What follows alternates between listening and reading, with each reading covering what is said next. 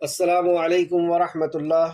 ان الحمد للہ نحمده ونستعینه ونستغفره ونعوذ باللہ من شرور انفسنا ومن سیئات اعمالنا من يهده الله فلا مضل له ومن يضلل فلا هادي له واشهد ان لا اله الا الله واشهد ان محمدا عبده ورسوله رب اشرح لي صدري ويسر لي امري واحلل عقدۃ من لسانی یفقہوا قولی۔ ہر قسم کی تعریف اور شکر اللہ رب العزت کے لیے لائق اور زیبا ہے، جو ساری کائنات کا ایک و تنہا خالق، مالک، مربی اور منتظم ہے۔ درود و سلام ہو انبیاء اکرام پر، خصوصاً نبی مکرم رحمت للعالمین امام الانبیاء محمد صلی اللہ علیہ وسلم پر اور آپ کے اصحاب پر۔ اللہم صلی علی محمد وعلی آل محمد کما صلیت علی ابراہیم وعلی آل ابراہیم انکا حمید مجید۔ اللہم بارک علی محمد وعلی آل محمد کما بارکت علی ابراہیم وعلی آل ابراہیم انکا حمید مجید۔ معزز سامعین اکرام، آج عظیم الشان کتاب التوحید کا باب نمبر 41 اور 42 ہم لوگ پڑھیں گے، اور ساتھ ہی میں شرک اکبر اور شرک اصغر کی قباحت، برائی میں کیا فرق ہے۔ شرک اکبر اور شرک اصغر یعنی بڑا شرک اور چھوٹے شرک کی برائیوں میں کیا فرق ہے، انشاءاللہ تعالی اس کو بھی ہم جانیں گے۔ تو باب نمبر 41 صفحہ نمبر 220 نکالیں۔ شرک کے بعض مخفی صورتیں، شرک کی بعض یعنی کچھ، مخفی یعنی چھپی ہوئی صورتیں، چھپا ہوا شرک۔ اس تعلق سے مؤلف نے جو پہلی آیت لائے ہیں سورہ بقرہ کی آیت نمبر 22، لیکن یہ بہت عظیم الشان آیت، یہ وہ آیت جس میں ترتیب کے اعتبار سے یہ پہلا مقام ہے جہاں پہ اللہ رب العزت نے اپنی عبادت کا حکم دیا، اور پہلا امر کی آیت، پہلے حکم کی آیت، اور پہلا حکم اللہ نے ساری انسانیت سے خطاب کیا اس آیت کے اندر، اور ساری انسانیت کو ایک حکم دیا جو پہلا حکم ہے ترتیب کے اعتبار سے قرآن کا، اور وہ پہلا حکم اللہ کی عبادت کا۔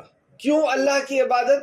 تو توحید ربوبیت سے اس بات پر قائل کیا، راضی کیا کہ واقعی زمین و آسمان کا اور ہماری ضرورتوں کا پورا کرنے والا اللہ ہے، تو پھر عبادت کسی اور کی کیسے ہو سکتی؟ یعنی اس آیت میں ربوبیت کے اقرار کو الوہیت کی دلیل بنایا۔ اس آیت میں ربوبیت کے اقرار کو یعنی ربوبیت کا اقرار لیا کہ تمہارا پیدا کرنے والا، زمین و آسمان کا پیدا کرنے والا، اور تمہارے لیے پانی کو برسانے والا اور زمین کے اندر سے رزق نکالنے والا اللہ ہے، اور تم نے اس کا اقرار کیا، تو پھر عبادت کسی اور کی کیوں؟ تو ربوبیت کے اقرار کو الوہیت یعنی عبادت کی دلیل بنایا۔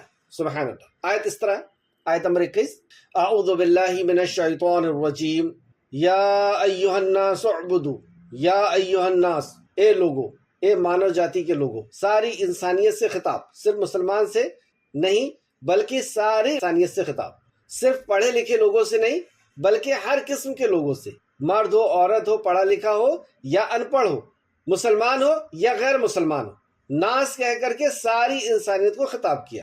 یا ایہا الناس اعبدوا، عبادت کرو، کس کی؟ ربکم الذی، اپنے رب کی عبادت کرو، اللہ کی۔ کیوں؟ کیونکہ وہ رب ہے، وہ تمہارا خالق ہے، مالک ہے، مدبر ہے۔ اور وضاحت کیا، الذی خلقکم، جس نے پیدا کیا تم کو، والذین من قبلکم، اور تم سے پہلے لوگوں کو، لعلکم تتقون، تاکہ تم متقی بن جاؤ، تاکہ تم بچ جاؤ۔ تو اللہ رب العزت کی عبادت جب بندہ کرتا ہے تو پھر وہ متقی بھی بن جاتا ہے، بچ جاتا ہے اللہ رب العزت کے غضب سے۔ الذی جعل لکم الارض فراشا، وہی اللہ ہے جس نے زمین کو تمہارے لیے فرش بنا دیا، زمین بنائی، اور زمین کو بھی تمہارے چلنے پھرنے کے اعتبار سے اس کو فرش بنایا۔ والسماء بناء، اور آسمان کو بلند کیا۔ وانزل من السماء ماء، اور آسمان سے پانی کو برسایا۔ واخرج به من الثمرات رزقا لکم، اور اس میں سے اخراج، واخرج، اور نکالا، به من الثمرات رزقا، ثمرات کو یعنی اگنے والی چیزوں کو، اور یہ تمہارا رزق ہے۔ تو اس آیت میں اللہ رب العزت نے عبادت اللہ کی کرنے کا حکم دیا۔ کیوں؟ کیونکہ وہ رب ہے، وہ پیدا کرنے والا ہے ان ساری مخلوق کا، جن کے بغیر تمہاری زندگی نہیں ہو سکتی۔ پھر اللہ کہتا ہے فَلَا تَجْعَلُوا لِلَّهِ أَنْدَادًا وَأَنْتُمْ تَعْلَمُونَ، پھر تم دانشتہ طور پر اوروں کو اللہ کا شریک نہ بناؤ، تم پھر جانتے ہوئے اس بات کو یا خبردار باوجود جاننے کے اللہ کو اللہ کا شریک نہ بناؤ۔ انداز کا یہاں پہ لفظ استعمال کیا گیا، انداز نہ بناؤ۔ ابن عباس رضی اللہ عنہ نے اس آیت کی تفسیر میں فرمایا ہے کہ انداز سے مراد شرک ہے، جو رات کے اندھیرے میں، اب شرک کیسا ہے، کیسا خفیہ چیز ہے یہ شرک، انسان کی زندگی میں کتنی خفیہ طریقے سے، چھپے ہوئے طریقے سے داخل ہوتا ہے، اس بات کو واضح کرتے ہیں مفسر قرآن ابن عباس رضی اللہ عنہ۔ جو رات کے اندھیرے میں سیاہ پتھر پر، ایک تو رات کا اندھیرا ہے اور پھر سیاہ پتھر، کالا پتھر ہے، اور اس کے چیوٹی، اور چیوٹی بھی کالی ہوتی ہے اور بہت مہین اور بہت ہی ایسی ہوتی ہے کہ جو بہت جلدی نظر نہیں آتی، تو چیوٹی وہ بھی رات میں اور کالے پتھر کے اوپر، کتنا مشکل ہے اس کا دیکھ پانا، اس کا سمجھ پانا، اس کو روک پانا۔ یہ ہے وہ شرک جو ہماری زندگی میں اتنی خفیہ طور سے داخل ہو جاتا ہے۔ اور شرکوں میں جو چھوٹا شرک ہے جیسے ریاکاری، تو ریاکاری اتنی خفیہ طور سے ہماری زندگی کے اندر داخل ہوتی ہے کہ بعض سلف کہتے ہیں، بعض اسلاف ہمارے کہتے ہیں کہ جتنا جہاد، یعنی جتنی جد و جہد، جتنی کوشش، جتنا جہاد نفس سے ریاکاری کو ترک کرنے کے لیے کرنا پڑا، اتنا کسی اور کے لیے نہیں۔ یعنی جتنی جد و جہد، جتنی کوشش، جتنا جہاد نفس سے ریاکاری کو الگ کرنے کے لیے کرنا پڑا، اتنا کسی اور کے لیے کوشش و جد و جہد نہیں کرنی پڑی۔ تو اپنی زندگی سے ریاکاری کو نکالنا اس قدر مشکل، اتنا بڑا جہاد کہ اتنی بڑی کوشش اور کسی عمل کے لیے نہیں کرنی پڑی۔ یہ بات اسلاف کا کہنا ہے اور واقعی یہ بات صحیح ہے۔ ہم خود بھی اس کے اوپر ورک کریں، کوشش کریں، تو ہمیں پتہ چلے گا کہ واقعی کتنا مشکل ہے اس چیز کو نکالنا۔ بہرحال ابن عباس رضی اللہ عنہ اس آیت کی تفسیر میں فرماتے ہیں انداز مراد شرک ہے جو رات کے اندھیرے میں سیاہ پتھر پر چیوٹی کے چلنے سے بھی زیادہ مخفی ہے، یعنی خفیہ عمل ہے۔ چیوٹی رات کے اندھیرے میں خود کالی ہے اور کالے پہاڑ کے اوپر چل رہی ہے، کتنا مخفی ہے، کتنا خفیہ ہے، کتنا چھپا ہوا عمل ہے۔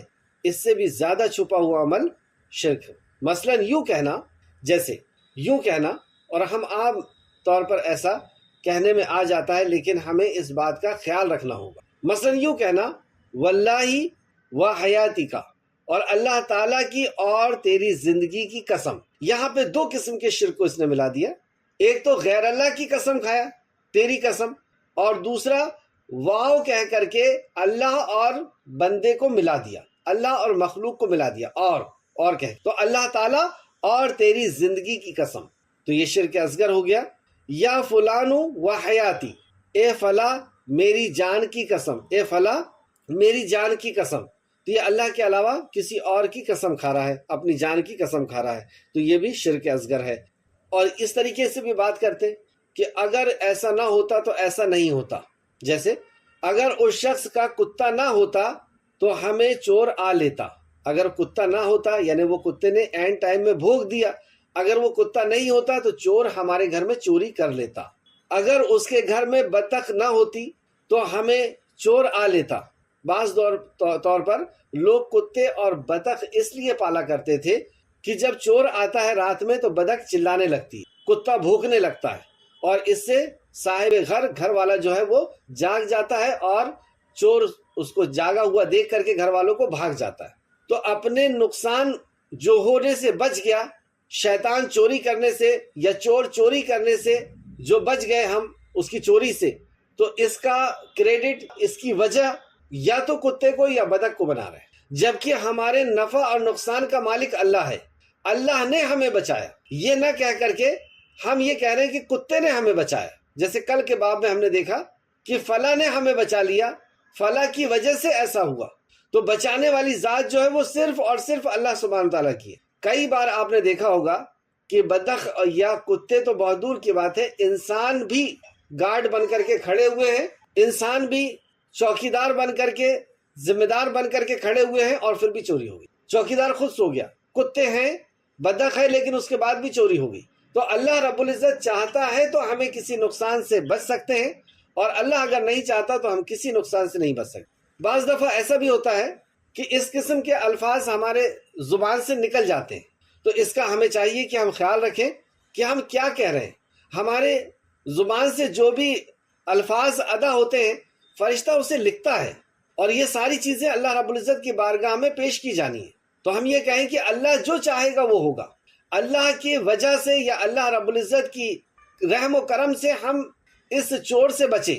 ہاں، ذریعہ کتا بنا، بدخ بنی، یا ہمارے گھر کے سامنے جو گارڈ تھا وہ بنا، لیکن بچانے والی ذات اللہ رب العزت کی۔ یہ ذریعے پر یقین کر لینا ہے، ذریعہ استعمال کرنا ہے، لیکن یقین اللہ رب العزت کی ذات پر ہونا چاہیے۔ یہ اسباب ہے، اسباب کے اوپر مسبب الاسباب ہے، اسباب کا بنانے والا ہے۔ تو یہاں مؤلف نے پڑھا۔ اور اسی طریقے سے جیسے چور چوری کرنا چاہ رہا ہے، اگر اللہ نہ چاہے تو وہ چوری نہیں کر سکتا۔ چور چوری کرنا چاہ رہا ہے اور گارڈ بھی ہیں، ہم جاگے ہوئے ہیں، کتا بھونک رہا ہے، لیکن اللہ رب العزت اگر چاہ رہا ہے کہ چوری ہو جائے تو اسے چوری سے کوئی بچا نہیں سکتا۔ اسی طریقے سے کوئی جادو کر رہا ہے، اگر اللہ رب العزت نہ چاہے تو وہ جادو نہیں لگ سکتا، اور اللہ رب العزت جب چاہ لیتا ہے تو جادو لگ جاتا ہے۔ یہ ساری چیزیں جو ہماری زندگی کے اندر اچھائی اور برائی آتی ہے، یہ سب ہمارے اگزام کے لیے آ رہی ہے۔ ہمیں اللہ رب العزت آزما رہا ہے، کبھی دے کر کے آزما رہا ہے، کبھی لے کر کے آزما رہا ہے، کہ ہم نے اسے لے لیا ہے، اس سے اس نعمت سے اس کو محروم کر دیا ہے۔ اب اللہ رب العزت یہ دیکھتا ہے کہ اس نعمت کو پانے کے لیے وہ اللہ ہی کے پاس آتا ہے یا کسی غیر کے پاس جاتا ہے، کیونکہ جب ہم سے کوئی نعمت چھین لی جاتی ہے اسی وقت ہماری آزمائش چل رہی ہوتی ہے کہ اس نعمت کو حاصل کرنے کے لیے ہم اللہ رب العزت کی بارگاہ میں جاتے ہیں یا کسی اور کی بارگاہ میں۔ بھائی وہ نعمت کس نے دی تھی؟ اللہ رب العزت نے دی تھی، اور اس نے اگر چھین لیا ہے تو ہمیں کس کے پیچھے بھاگنا چاہیے؟ جیسے کسی بچے کو کوئی ہم ٹافی دے دیں، کوئی چاکلیٹ دے دیں اور پھر اس سے چھین لے، تو بچہ کیا کرتا ہے؟ ضد کرتا ہے، روتا ہے، اور اسی کے پیچھے بھاگتا ہے جس نے چاکلیٹ کو چھینا ہے۔ تو یہ نعمتیں اللہ سبحانہ تعالیٰ نے دی ہے، اگر اس میں سے کوئی نعمت اس نے لے لیا ہے تو ہمارا رب، ہمارا خالق اور مالک یہی چاہتا ہے کہ ہم اس کی بارگاہ میں آ کر کے روئے دھوئیں، اس کی بارگاہ میں، اس کی چوکھٹ میں آ کر کے اپنے سر کو رکھیں، اپنے غرور سے بھرے ہوئے ناک اور ماتھے کو رکھیں اور اس سے دعا کریں عاجزی کے ساتھ، تو اللہ رب العزت ضرور عطا کرے گا۔ اگر ہم کسی اور سے مانگ رہے ہیں تو نہ اس نے دیا ہے نہ اس نے چھینا ہے، چھیننے کی بھی طاقت اس کے اندر نہیں، تو پھر وہ واپس دینے کی طاقت اس کے اندر کیسے ہو سکتی؟ تو جادو اگر ہوا ہے تو وہ اللہ کے اذن سے، اللہ کے حکم سے ہوا ہے۔ حالانکہ جادو کا عمل جو ہے جس نے کیا ہے اس نے کفر کیا ہے، آخرت میں اس کا کوئی حصہ نہیں جس نے جادو کو سیکھا ہے، اور جس نے جتنا زیادہ اس عمل کو سیکھا وہ اتنا بڑا گنہگار ہے۔ آخرت میں اس کا کوئی حصہ نہیں، کفر یا عمل ہے، لیکن وہ کر رہا ہے۔ جیسے کوئی گولی مار رہا ہے، گولی مارنا کوئی اچھا عمل تو نہیں ہے۔ جس نے کسی ایک بے گناہ کی جان لی، گویا کہ اس نے ساری انسانیت کی جان لی، اتنا بڑا جرم۔ تو گولی مار رہا ہے تو اللہ چاہتا ہے تو گولی لگ جاتی ہے، چاہتا تو نہیں لگتی ہے۔ اسی طریقے سے کوئی جادو کر رہا ہے تو اللہ چاہے گا تو لگ جائے گا، چاہے گا تو نہیں لگے گا۔ اور لگا کیوں؟ کیونکہ اللہ رب العزت بعض ہمارے گناہوں کی وجہ سے ہمیں دنیا میں تکلیف دیتا ہے، اور بعض دفعہ ایسا بھی ہوتا ہے کہ کوئی شخص گنہگار نہیں ہے اور پھر اس کے اوپر تکلیف آ رہی ہے، یعنی اللہ اسے آزما رہا ہے، اور آزما رہا ہے کہ بندہ اب اللہ ہی کو پکڑے رکھتا ہے یا کسی اور کے پاس جاتا ہے۔ یہ اور دوسری آزمائش، دوسرا آزمائش میں کامیابی کے لیے کیا کیا چیزوں کی ضرورت ہے؟ سب سے پہلی ضرورت یہ ہے کہ ہم اللہ رب العزت کی رضا پر راضی رہیں، اللہ ہی کے دربار میں اس دعا کو، اس پریشانی کو دور کروانے کے لیے جائیں۔ اور دوسرا، حرف شکایت نہ ہو، ایک لفظ بھی شکایت کا ہماری زبان سے نہ نکلے، نہ ہمارے آؤ بھاؤ سے نظر آئے، نہ ہماری وضاقتہ سے، نہ ہمارے چہرے سے۔ کوشش کریں کہ ہمارے چہرے سے بھی نظر نہ آئے۔ بہت زیادہ غم اگر ہے تو آنسو نکلتے ہیں، انسان روتا ہے، چہرہ اس کا مایوس ہوتا ہے، اس کی اجازت ہے، لیکن ہر وقت ایسے اپنے آپ کے چہرے کو بنا لینا، ایسے کپڑے پہننا، ایسے دکھنا، ایسے چلنا، یہ اس سے ہمیں بچنا چاہیے، اور بلکہ حشاش اور بشاش رہنا چاہیے، خوش و خرم رہنا چاہیے، اور جب کوئی پوچھے تو پورے اندر سے یہ بات نکلنا چاہیے، الحمدللہ، اللہ رب العزت کا شکر ہے۔ اور یہ شکر کا احساس کب ہوگا، یا شکر کے علامات ہمارے اندر سے کب ہوں گے؟ جب ہم اپنے نیچے والوں کو دیکھیں گے کہ وہ کتنی مشکل میں ہے، وہ کتنی پریشانی میں ہے۔ بہرحال یہاں پہ موضوع یہ ہے کہ جو کچھ بھی ہمارے ساتھ ہوتا ہے وہ اللہ رب العزت کے اذن سے، اللہ کے حکم سے ہوتا ہے۔ اگر ہم یہ کہیں کہ کتا نہ ہوتا تو چوری ہو جاتی، یہ شرکیہ جملہ ہے، اس سے ہمیں بچنا ہے۔ یا کسی سے یہ کہنا ماشاء اللہ وسعت، وہی ہوگا جو اللہ چاہے گا اور آپ چاہیں گے۔ بعض دفعہ لوگ ایسا بھی کہتے ہیں جو اللہ چاہے گا اور جو آپ چاہیں گے حضرت وہی ہوگا، استغفر۔ بلکہ صرف یہ کہیں کہ جو اللہ چاہے گا وہ ہوگا، اور کہہ کر کے ہم نے اس کو اللہ کے ساتھ ملا دیا، اس کو ویسی ہی طاقت والا سمجھ رہے ہیں جیسی طاقت والا اللہ سبحانہ و تعالیٰ ہے، جیسی قدرت والا اللہ ہے ویسا اس کو سمجھ رہے ہیں۔ تو یہاں پہ صرف یہ کہیں گے کہ جو اللہ چاہے۔ اس قسم کے تمام باتیں شرک ہیں۔ تم اس قسم کی باتوں میں اللہ تعالیٰ کے ساتھ کسی کا نام نہ لو، یہ سب شرکیہ باتیں ہیں۔ سیدنا عمر بن خطاب رضی اللہ عنہ سے روایت ہے، رسول اللہ صلی اللہ علیہ وسلم نے فرمایا، جس نے اللہ تعالیٰ کے سوا کسی دوسرے کی قسم اٹھائی اس نے کفر کیا یا شرک کا ارتکاب کیا۔ یعنی اللہ کے علاوہ کسی اور کی قسم کھانا یہ شرکیہ عمل ہے، اس نے شرک کیا یا کفر کیا۔ قسم کا مقصود کیا ہوتا ہے؟ قسم کی مقصد کیا ہے؟ کیوں انسان قسم کھاتا ہے؟ قسم کا مقصد ہوتا ہے اپنی بات کی تصدیق، یعنی سچا بتانے کے لیے، تائید کے لیے کسی کی قسم کھائی جاتی ہے، اور ایسی ہستی کو پیش کرنا، اور قسم کے لیے ایسی ہستی کو پیش کرنا جو بڑی عظمت والا ہے، جو ہمارے نزدیک سب بڑی عظمت والا ہے، ہم قسم میں اس کو پیش کرتے ہیں۔ اور عظمت والا کون ہے؟ عظمت والا اللہ سبحانہ تعالیٰ۔ اور اللہ کے علاوہ غیر کی عظمت کو پیش کرنا، یہ عظمت والا اللہ تھا لیکن غیر کی عظمت کو اس نے پیش کیا، یعنی اللہ کے برابری کا اس کو ٹھہرایا، یا اللہ کی شان میں اس کو شریک کیا، اس لیے یہ شرک ہے۔ تو اللہ عظیم ہے، تو نام لے کر، اللہ کے نام لے کر قسم کھاتے ہیں۔ اللہ لوگ اس لیے اللہ کے کتاب و سنت میں آپ دیکھیں گے کہ اللہ کی قسم آتی ہے کئی جگہ، تو اللہ کی قسم کھانے کے لیے جو جملے استعمال کیے جاتے ہیں، اللہ، باللہ، واللہ، کاللہ، یہ لفظ استعمال کیے جاتے ہیں، اللہ کے ان حروف کے ذریعے سے قسم اٹھائی جاتی ہے۔ تو اللہ کی قسم کے علاوہ کسی اور کی قسم کھانا، ماں کی قسم، باپ کی قسم، خاندان کی قسم، یا بچے کی قسم، یا بیوی کی قسم، یہ سب مخلوق ہیں، اور عظمت والا اللہ ہے۔ تو گویا کہ جب قسم کھانے کی باری آئے تو سچی قسم کھائیں اور اللہ کی قسم کھائیں۔ تو جس نے اللہ کے سوا کسی دوسرے کی قسم اٹھائی اس نے کفر کیا یا شرک کا ارتکاب کیا۔ ترمذی شریف کی حدیث ہے، ترمذی شریف حدیث نمبر 1535، اور مستدرک حاکم نے بھی اس کو روایت کیا، جلد نمبر 1 صفحہ نمبر 18۔ عبداللہ بن مسعود رضی اللہ عنہ فرماتے ہیں، میرے نزدیک غیر اللہ کی سچی قسم اٹھانے کی نسبت، غیر اللہ کی یعنی اللہ کے علاوہ کسی اور کی سچی قسم اٹھانے کی نسبت اللہ تعالیٰ کی جھوٹی قسم اٹھانا زیادہ بہتر ہے۔ دیکھیے، عبداللہ بن مسعود رضی اللہ عنہ صحابہ ہیں، نبی کریم صلی اللہ علیہ وسلم کے ساتھی ہیں، اس بات کو صرف سمجھانے کے لیے ایسا کہہ رہے ہیں، ورنہ یہ کبیرہ گناہ کے مرتکب نہیں ہے، کبیرہ گناہ کرنے والے نہیں ہیں۔ یہ بتا رہے ہیں کہ یہ کبیرہ گناہ کرنا بہتر ہے شرک اصغر سے، کیونکہ شرک اصغر جو ہے وہ کبیرہ گناہوں سے بھی بڑا ہے۔ تو یہاں پہ یہ کہہ رہے ہیں کہ میرے نزدیک کبیرہ گناہ بہتر ہے شرک اصغر سے۔ کیسے کہہ رہے ہیں؟ میرے نزدیک غیر اللہ کی سچی قسم اٹھانا، کیونکہ وہ غیر اللہ کا غیر ہے، اور اس کی سچی قسم بھی اگر اٹھا رہے ہیں کیونکہ وہ غیر اللہ کی قسم اٹھا رہے ہیں، اس لیے یہ کیا ہو گیا؟ شرک اصغر ہو گیا، یہ چھوٹا شرک ہو گیا۔ اور چھوٹا شرک بھی کبیرہ گناہ سے بڑا ہے۔ تو کبیرہ گناہ کیا ہے؟ اللہ تعالیٰ کی جھوٹی قسم اٹھانا۔ تو کوئی شخص اگر اللہ کی جھوٹی قسم اٹھاتا ہے، کوئی شخص اگر اللہ کی جھوٹی قسم کھاتا ہے، یہ کبیرہ گناہ ہے، لیکن شرک نہیں ہے، کیونکہ اس نے اللہ کی قسم کھائی ہے۔ لیکن کوئی شخص اگر اللہ کے علاوہ کسی اور کی سچی قسم بھی کھاتا ہے تو وہ شرک اصغر ہے۔ تو شرک اصغر کیونکہ گناہوں میں سب سے بڑا گناہ ہے شرک اکبر کے علاوہ، اس لیے آپ کہتے ہیں کہ میرے نزدیک غیر اللہ کی سچی قسم اٹھانے کی نسبت اللہ تعالیٰ کی جھوٹی قسم اٹھانا زیادہ بہتر ہے، کیونکہ وہ کبیرہ گناہ تو ہے لیکن شرک نہیں ہے۔ میں سمجھتا ہوں کہ یہ بات سمجھ میں آئی ہوگی۔ یہ حدیث جو ہے صفحہ نمبر 222 کتاب التوحید میں اس کے آپ دلائل لکھ لیں۔ دوسرا، حذیفہ رضی اللہ عنہ سے روایت ہے، رسول اللہ صلی اللہ علیہ وسلم نے فرمایا، یوں نہ کہو جو اللہ تعالیٰ چاہے اور فلا چاہے، مطلب ایسا نہ کہو کہ جو اللہ چاہے وہی ہوگا، ایسا نہ کہو کہ وہی ہوگا جو اللہ چاہے اور اللہ کے علاوہ چاہے، بلکہ یوں کہو وہی ہوگا جو اللہ تعالیٰ چاہے اور پھر وہ فلا چاہے۔ اب یہاں پر ایک طریقہ بھی بتا دیا کہ اگر ایسا کہنا ہی ہو تو یہ کہو کہ اللہ تعالیٰ چاہے وہی ہوگا جو اللہ تعالیٰ چاہے، اور پھر وہ فلا چاہے۔ تو اللہ چاہے گا، پھر آپ چاہیں گے، اللہ کے چاہے بغیر آپ کے چاہنے میں کچھ نہیں ہوگا۔ یعنی اللہ رب العزت نہیں چاہ رہا ہے اور کوئی شخص چاہ رہا ہے تو اس کی کوئی حیثیت ہے؟ کسی مخلوق کی کوئی حیثیت نہیں۔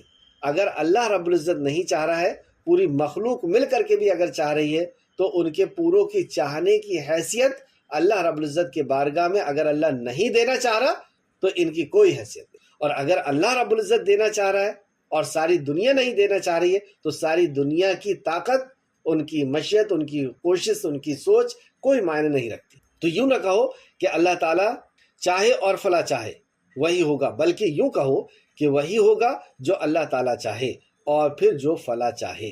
یعنی اللہ رب العزت اگر چاہ رہا ہے اور پھر فلا بھی چاہ رہا ہے، یعنی سب کی چاہت اللہ کی چاہت کے ماتحت ہے، اللہ کی چاہت کے نیچے ہے۔ جو ہوگا وہی ہوگا جو اللہ رب العزت چاہے گا، اور اللہ نے اگر چاہ لیا ہے تو پھر کسی کو بھی اسباب بنا لیتا۔ اللہ نے چاہ لیا ہے کہ اس گھر میں چوری نہ ہو، کسی کو بھی اسباب بنا لے گا۔ کسی کی آنکھ کھل جائے گی اللہ کے حکم سے، کتا بھونک دے گا، پڑوسی آ جائے گا، اس وقت کوئی رشتہ دار آ جائے گا۔ اللہ اگر چاہ رہا ہے کہ نہ ہو چوری تو وہ کسی کو بھی اسباب بنا دے گا، اور وہ اسباب کا بھی محتاج نہیں ہے۔ خود چور کے اندر دہشت اور گھبراہٹ ڈال کر کے وہ بھگا دے چور کو، چور کے ارادے کو بدل دے۔ اللہ رب العزت کی 2 انگلیوں کے بیچ میں دل ہے، وہ جب اس کو چاہتا ہے الٹتا پلٹتا رہتا ہے۔ ابھی وہ کفر اللہ رب العزت کی نافرمانی کی طرف بڑھ رہا تھا، اللہ رب العزت نے اسے ہدایت دے کر کے اور پھر اپنی اطاعت کی طرف اس کو موڑ دیا کہ وہ توبہ کر کے وہاں سے واپس آ گیا۔ تو جو ہوگا وہی ہوگا جو صرف اور صرف اللہ سبحانہ تعالیٰ چاہے گا، اور اس کے ماتحت، اس کی مشیت کے تحت اللہ رب العزت اگر کسی کو اسباب بنا رہا ہے، کسی کو ذریعہ بنا رہا ہے تو وہ ذریعہ بن سکتا ہے، اور پھر وہاں پہ یوں کہا جا سکتا ہے کہ اللہ رب العزت جو چاہے گا وہی ہوگا، پھر وہ فلا جو چاہے۔ ابراہیم نقوی رحمۃ اللہ علیہ یوں کہنا ناپسند اور مکروہ جانتے ہیں: اعوذ باللہ و بکا، میں اللہ تعالیٰ کے اور تمہاری پناہ چاہتا ہوں۔ یہ بہت مکروہ عمل ہے، ناپسندیدہ اور شرکیہ عمل ہے کہ آدمی یہ کہے کہ میں اللہ تعالیٰ اور تمہاری پناہ چاہتا ہوں۔ یہاں پر بھی اس نے واو کہہ کر کے اور اللہ رب العزت کے ساتھ مخلوق کو ملا دیا۔ البتہ اعوذ باللہ ثم بکا، میں اللہ تعالیٰ کی اور پھر تمہاری پناہ چاہتا ہوں، یعنی آپ کی مدد چاہتا ہوں، آپ کی حمایت چاہتا ہوں، کہنا جائز سمجھتے تھے، اور فرماتے ہیں کہ اگر اللہ تعالیٰ اور پھر فلا نہ ہوتا تو کہہ سکتے ہیں، اور پھر فلا کہہ کر کے، واو کے لفظ نہیں، اور اگر اللہ تعالیٰ اور فلا نہ ہوتا تو کہنا ناجائز ہے۔ یعنی اللہ چاہے اور آپ چاہیں یہ نہیں کہنا ہے، یہ شرکیہ الفاظ ہے۔ اسی طریقے سے اور یوں کہنا کہ اللہ اپنا اور آپ ہمارے لیے ہیں، اللہ اوپر ہے اور آپ ہمارے لیے نیچے ہیں، کعبہ و قبلہ، اس قسم کے بھی الفاظ لوگ استعمال کرتے ہیں۔ اللہ اور آپ کا کرم ہے، یا آپ ہی کا کرم ہے، یا اللہ کا اور آپ کا کرم ہے، یہ جملے شرکیہ ہیں۔ اللہ رب العزت سے دعا ہے کہ اللہ رب العزت ہمیں محفوظ رکھے۔ اسی طرح باب نمبر 42، اللہ تعالیٰ کی قسم پر اکتفا نہ کرنے والے کا حکم، یعنی کسی نے اللہ کی قسم کھا کر کے یقین دلایا اور پھر وہ شخص جس کو وہ یقین دلا رہا ہے وہ اس کی بات پر یقین نہ کرے۔ اس کی 2 شکل ہے۔ ایک شکل تو یہ ہے کہ کوئی شخص قاضی کو یا قاضی کسی کو اللہ کی قسم کھلوائے، دلائل پیش کیے گئے، اور دلائل پیش کرنے کے بعد قاضی یوں سمجھ رہا ہے کہ یہ پیشے ور جھوٹا نہیں ہے۔ جیسے کچھ لوگ پیشے ور جھوٹے ہوتے ہیں، ایسے جھوٹے کہ وہ اپنا مال جو ہے وہ جھوٹ بول کر کے ہی بیچتے ہیں، اور لوگ جان رہے ہیں کہ یہ جھوٹا ہے، تو اس کی جھوٹ پر تحقیق کرنا ہے۔ وہ دلائل مانگے گا قاضی، اور جب دلائل آئیں گے پھر اس کے مطابق وہ فیصلہ کرے گا۔ لیکن ایک شخص سچا ہے اور لوگ جانتے ہیں کہ یہ سچا ہے، اور قاضی کے پاس اس کے خلاف کوئی فیصلہ آ بھی نہیں رہا، کوئی اس کے خلاف ثبوت آ بھی نہیں رہا ہے، کوئی ثبوت نہیں مل رہا، اور وہ شخص سچا ہے، تو قاضی اس وقت اگر چاہے گا تو اس کو قسم کھلوائے گا۔ اگر وہ اللہ کی قسم کھا لیتا ہے تو قاضی بھی اور جو دوسری پارٹی ہے جو اس کے خلاف مقدمے کو لے کر کے آئی ہے، تو ان دونوں کو چاہیے، کیونکہ اس نے قسم کھا لی ہے اور وہ پیشے ور جھوٹا ہے بھی نہیں، اور قاضی کے سامنے یہ فیصلہ ہو رہا ہے، تو پھر اسے چاہیے کہ وہ اس کی بات کو تصدیق کر لے، اس بات کا خیال رکھتے ہوئے کہ اس نے اللہ سبحانہ و تعالیٰ کی قسم کھائی ہے۔ لیکن کوئی شخص ایسا ہے، جیسے اگزامپل کے طور پر کوئی ایسا تاجر ہے، ایسا بزنس مین ہے جو بہت جھوٹ بولتا ہے، وہ پلاسٹک کی چیئر دے رہا ہے یہ کہہ کر کے کہ یہ تانبے کی ہے یا اسٹیل کی ہے، اس میں اوپر سے کور چڑھا ہوا ہے پلاسٹک کا، اوپر سے کور دکھ رہا ہے، اندر اس میں جو ہے وہ اسٹیل ہے۔ تو ایسے وقت میں کیونکہ وہ شخص جانتا ہے کہ یہ لوگ جھوٹ بولتے ہیں یا یہ شخص جھوٹ بولتا ہے، تو اس کی تحقیق کرنا ہوگا، وہاں پر اس کی بات کو مان لینا کہ یہ اللہ کی قسم کھا لیا اس لیے بات مان لے، یہ اس حدیث کا مطلب نہیں ہے۔ ہاں کوئی تاجر ہے جو زیادہ تر سچ بولتا ہے، کہیں کہیں وہ جھوٹ بول دیتا ہے، 50% سچ بولتا ہے، 50% جھوٹ بول دیتا ہے، تو ایسے وقت میں قسم کی وجہ سے لحاظ کر لیں اور اس کو چھوڑ دیں اور یقین کر لیں، کیونکہ انہیں اللہ کی قسم۔ لیکن اگر کوئی پیشے وری جھوٹا ہے تو وہاں پہ تحقیق ہوگا، اور وہاں پر یقین کرنا ہوگا جب قاضی کی بات آ جائے، کہ قاضی نے اس کی بات کو سمجھتے ہوئے، دلائل دیکھتے ہوئے، ثبوت دیکھتے ہوئے، اور پھر اس کے بعد اس نے قسم اٹھائی ہے تو اس کی قسم کا ہم لحاظ کریں گے۔ باب کو دیکھیں، ابن عمر رضی اللہ عنہ سے روایت ہے، رسول اللہ صلی اللہ علیہ وسلم نے فرمایا، تم اپنے آبا و اجداد کی قسم نہ اٹھایا کرو، تم اپنے باپ دادا کی قسم، یعنی یہ آج سے 1450 سال پہلے بھی انسانیت کے اندر یہ بیماری پائی جاتی تھی کہ وہ اپنے ماں کی، بیٹے کی، باپ کی اور فلاں کی قسم کھایا کرتے تھے۔ تو رسول اللہ صلی اللہ، اور آج بھی ہم دیکھتے ہیں کہ اسی قسم کی قسمیں کھائی جاتی ہیں۔ تو تم اپنے آبا و اجداد کی قسم نہ اٹھایا کرو، جو شخص اللہ تعالیٰ کی قسم اٹھائے اسے چاہیے کہ وہ سچی قسم اٹھائے۔ جو اللہ کی قسم کھائے اسے چاہیے کہ وہ سچی قسم کھائے، کیونکہ اللہ کی جھوٹی قسم کھانا یہ سنگین جرم ہے، یہ کبیرہ گناہ ہے، اس کا کوئی بدل بھی نہیں ہے، یعنی اس کا کوئی کفارہ بھی نہیں ہے سوائے توبہ۔ اللہ کی اگر جھوٹی قسم کھا لی ہے تو صرف توبہ کرنا ہو اللہ رب العزت۔ اور اسی طریقے سے جھوٹا خواب بتانا یہ بھی کبیرہ گناہ ہے، کیونکہ خواب اللہ دکھا رہا ہے، اور یہ اپنی عظمت کو بتانے کے لیے، اپنی واہواہی کرانے کے لیے کوئی اچھا خواب دماغ سے سوچا کہ آج رسول اللہ صلی اللہ علیہ وسلم دکھے اور ایسا ایسا میں بتانا شروع کر دوں، تو اگر کوئی جھوٹا خواب بتا رہا ہے تو وہ سمجھ لے کہ وہ سنگین جرم کر رہا ہے، وہ اللہ رب العزت کے اوپر جھوٹ باندھ رہا ہے، کیونکہ خواب اللہ رب العزت دکھاتا ہے۔ تو جو شخص اللہ تعالیٰ کی قسم اٹھائے اسے چاہیے کہ وہ سچی قسم اٹھائے، اور جس کے لیے اللہ تعالیٰ کی قسم اٹھائی جائے اسے چاہیے کہ وہ اسے تسلیم کرے۔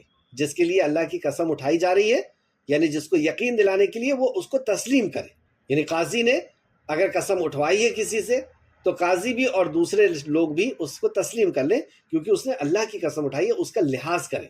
لیکن جیسے کہ میں نے بتایا کہ کوئی پیشے ہی جھوٹا ہے تو اس کی تحقیق کی جائے، جو جھوٹا ہی ہے اس کی تحقیق کی جائے گی۔ جیسے آپ دیکھتے ہیں کہ محدثین اس شخص کی حدیث لیتے ہی نہیں ہے جس نے ایک جھوٹ بھی بولا ہے، یعنی وہ اس کی قسم کا بھی لحاظ نہیں کرتے اگر وہ جھوٹا ہے تو بہرحال، اور جو اسے تسلیم نہ کرے اس کا اللہ تعالیٰ سے کوئی تعلق نہیں۔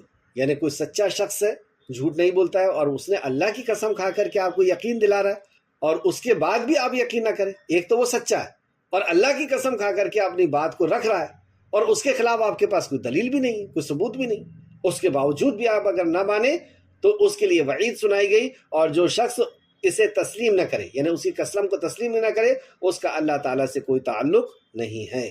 شرک اکبر اور شرک اصغر سے پہلے چند سوال۔ کیا قرآن کی قسم کھا سکتے ہیں؟ تو دیکھیں، قرآن جو ہے یہ قرآن کی قسم کھانا شرک نہیں ہے، کیونکہ قرآن مخلوق نہیں ہے۔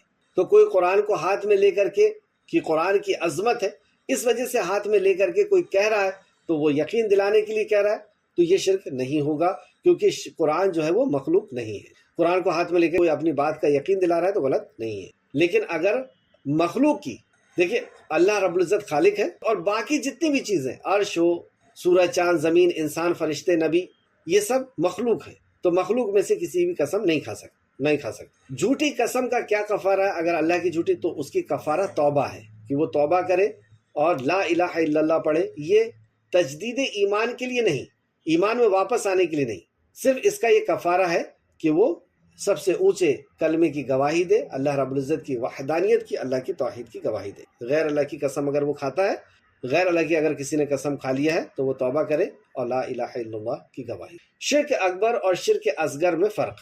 شرک اکبر یعنی بڑا، اصغر یعنی چھوٹا۔ تو شرک اکبر کا مرتکب، شرک اکبر کا کرنے والا دین اسلام سے خارج ہو جاتا ہے۔ شرک اکبر کا کرنے والا اسلام سے ہی باہر ہو جاتا ہے، خارج ہو جاتا ہے، اسلام اس کا ٹوٹ گیا۔ جو وضو ٹوٹتا ہے تو ہم لوگ بے وضو ہو جاتے ہیں، نماز ٹوٹ گئی، بے نمازی، روزہ ٹوٹ گیا، بے روزے دار، اب یہ روزہ دار نہیں ہے۔ اسلام ٹوٹ گیا، اب یہ کافر ہے یا منافق، اور کافر اور منافق اس کے لیے جہنم ہے۔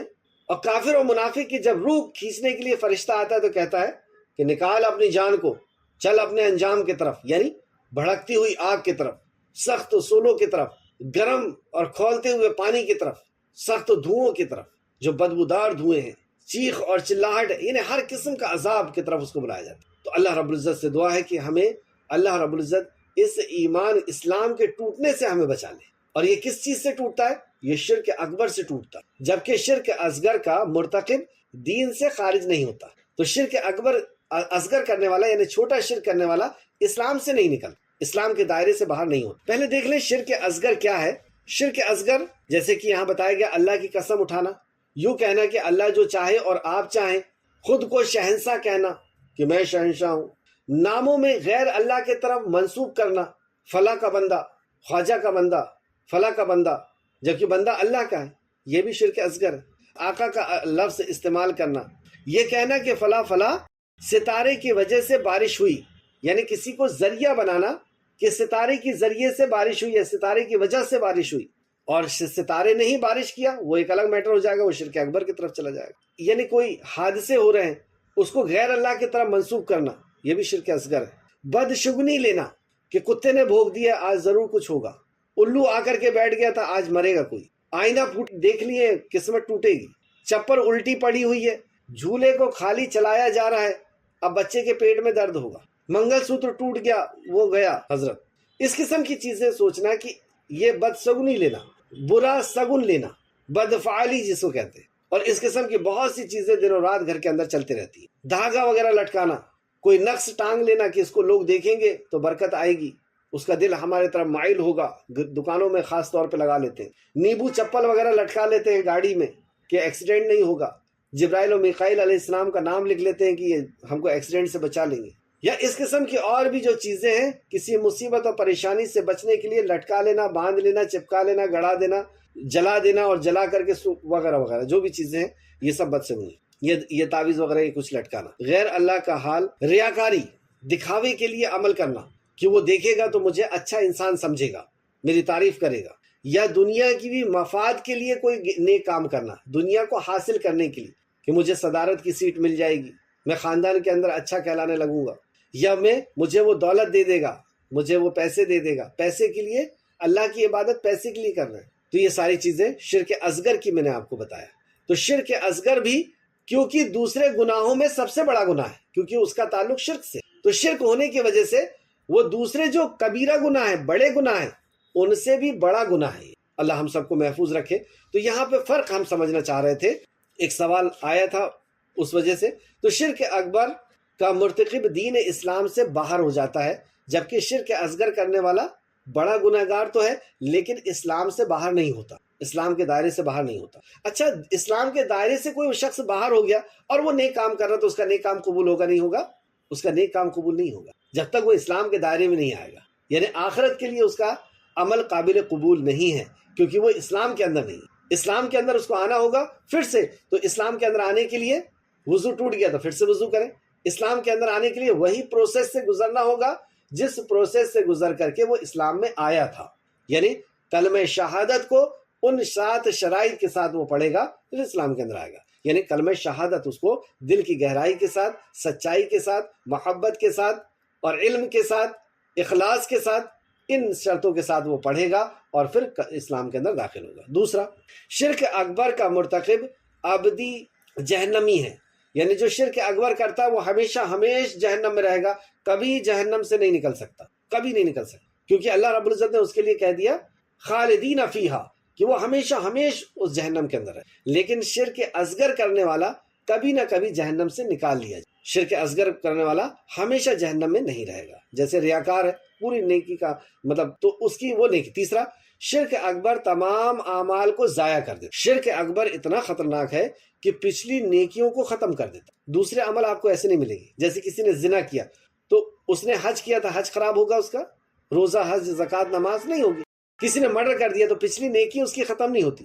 لیکن شرک ایسا گناہ ہے جیسے کہ آپ ڈیلیٹ بٹن دبا کر کے اور سب ڈیلیٹ کر، تو شرک اکبر اگر کسی نے کر لیا تو اس کی پچھلی نیکی ختم ہو جاتی ہے، جبکہ شرک اصغر تمام اعمال ضائع نہیں ہوتے، جیسا کہ ریاکاری سے صرف وہی عمل ضائع ہوتا ہے جس میں ریاکاری کی گئی ہوتی ہے، مطلب جس عمل میں ریاکاری کی گئی ہوتی ہے وہ عمل بھر خراب ہوتا ہے، دوسرے عمل خراب نہیں ہوتے شرک اصغر میں۔ جو نیکی وہ کر رہا ہے کیونکہ اس میں شرک ہے یعنی ریاکاری ہے تو وہ عمل خراب ہو، لیکن اگر دوسری نیکی خراب نہیں ہوگی، لیکن شرک اکبر پچھلی نیکیوں کو بھی ختم کر دیتا۔ اللہ ہم سب کو بچائے۔ چوتھا، شرک اکبر مال و جان کی حرمت ختم کر دیتا، یعنی کوئی شرک اکبر کر رہا ہے تو اس کی مال اور جان کی حرمت گورنمنٹ کے نزدیک کچھ بھی نہیں، گورنمنٹ ہمارے نزدیک نہیں، کیونکہ وہ شرک اکبر کر رہا ہے۔